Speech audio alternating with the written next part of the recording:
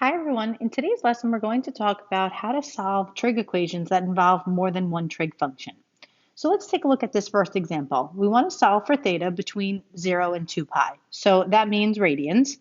And notice that we have sine and cos this time. So you're still allowed to use x's and y's, but this time you're going to need two letters. So if you let sine be x, then you need to let y be cos. You just can't use the same letter for a different trig function. So we would write this as xy minus 4y equals 0. And if you notice here, there's a GCF of y. So you're going to divide everything by y. And here the y's would cancel. You have x. Here the y's would cancel, and you have 4. So when you do your t-chart, you get y is equal to 0 and x minus 4 equals 0. So this quick solve here would be x equals 4. So now, since you have y here and x here, you just want to make sure you use the right letter. So cos is y and x is sine. So we're going to say that y is equal to 0 means cos is equal to 0. And x is sine, so sine of theta is equal to 4. So I'm just going to continue on over here. So we have cos theta is 0, and we have sine of theta is 4. So we need to find the angle. So what we're going to do here is figure out what angle does cosine give me 0. You should be thinking unit circle. So on the unit circle, we're looking for the x value to be 0. And that happens here and here. So that's 90 degrees and 270. And we need to put this in radian, so it would be helpful if you knew the radian conversion. 90 degrees is equivalent to pi over 2, and 270 is equivalent to 3 pi over 2. So these two would be the first part of the answer. Now the second part, we need to find what angle does sine of theta give me 4. So if you go in the calculator and you do second sine of 4, take a minute, pause the video, type that in, and see what happens. You should be getting an error message. An error message just tells you that there's no solution on that side. So no solution here. So the only two answers to this problem are the 90 and the 3 pi over 2. And that's it. All right, let's take a look at another example. So here, example number 2, they're asking to solve for all values of theta. This time they're asking for degrees in between 0 and 360. So in this situation, we're actually not going to use x's and y's. And the reason why is because I actually can rewrite one of these in terms of the other. I know that I could write cosine squared as 1 minus sine squared. And it comes from this identity here. Cosine squared plus sine squared equals 1. So I can subtract sine squared on both sides. And that actually gives me that cosine squared of theta is 1 minus sine squared. So that's what I'm actually going to do with this piece. I'm going to write that as 1 minus sine squared. And then bring down everything else. So by doing this, now notice everything is going to be in terms of sine, so I can use x's now, right? The only time where you would use two different variables would be a situation like this, where they're linear, where nothing is squared, right? If nothing is squared, I can't use this identity or any other of these squared Pythagorean identities to rewrite it. So in this situation only is when you should be using x's and y's. In this situation, in example 2, you want to see if you can rewrite any of the terms to look like the other trig function.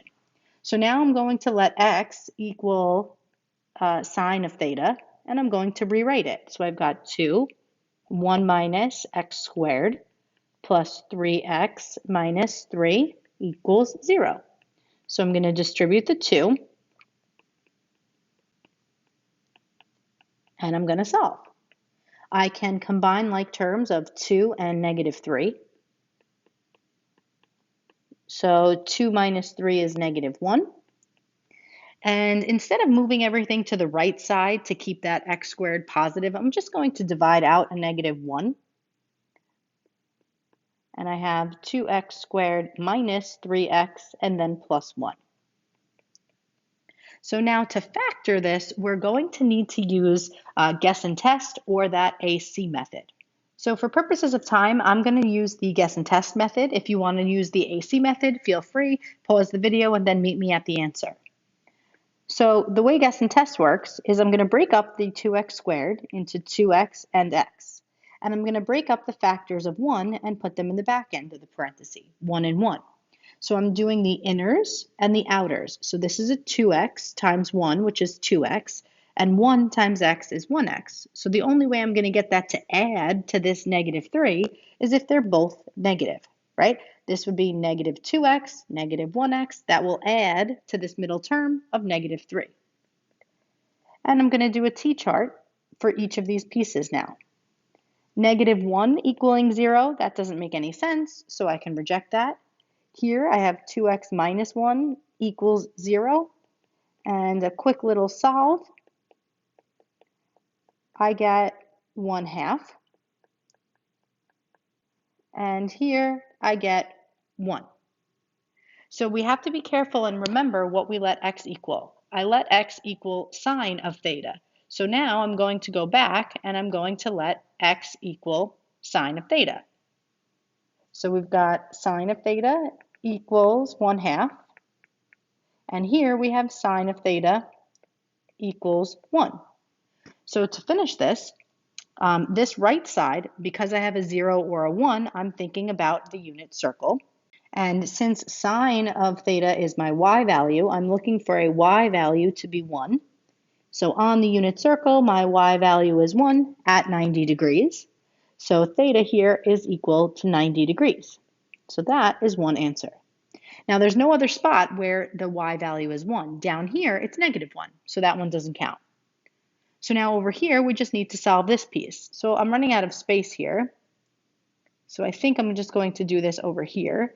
So sine of theta equaling 1/2. You can use the exact value chart, or you can use second sine and put in 1/2.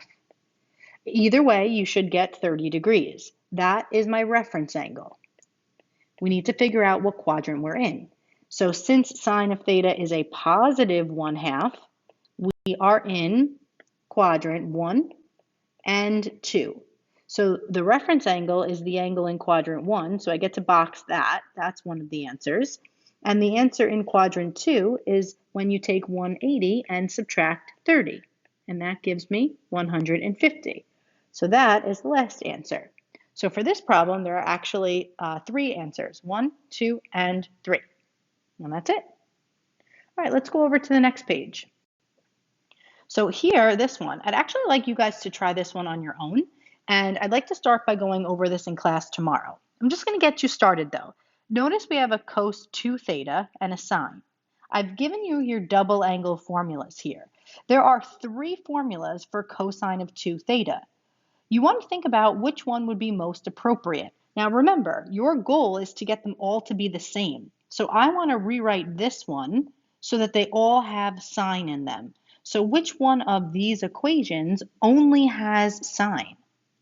And it's actually this one, right? If you use this one, then it has cos, and then that's not going to help me. If you use this one, it has cos and sine. That's also not going to help me.